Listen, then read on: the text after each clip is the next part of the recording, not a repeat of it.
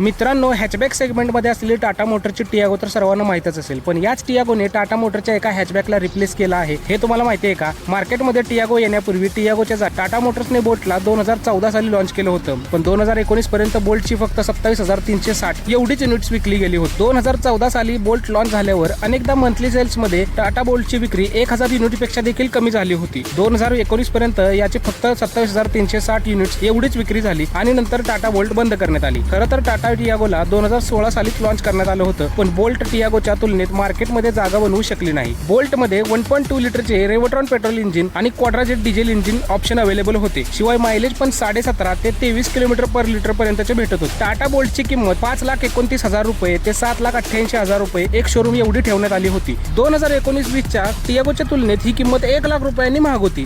कदाचित यामुळे टाटा बोल्ट मार्केटमध्ये जास्त काळ टिकू शकली नाही. शेवटी 2019 मध्ये बोल्टच्या खराब सेल्समुळे बोल्टचे उत्पादन बंद झाल्यानंतर टाटा मोटर्सच्या लाईनअपमध्ये टाटा टियागोने अतिशय चांगल्या प्रकारे बोल्टची जागा घेतली. 2016 साली लॉन्च झालेला टाटा टियागो अधिक यशस्वी, ॲडव्हान्स आणि किफायतशीर रिप्लेसमेंट ठरली आणि एका नवीन डिझाईन शैलीकडे वळाली. मित्रांनो, बोल्ट बद्दल ही माहिती तुम्हाला कशी वाटली ते कमेंटमध्ये नक्की सांगा आणि अशाच माहितीसाठी मोटर टॉक मराठी चॅनलला सबस्क्राईब आणि फॉलो करायला विसरू नका.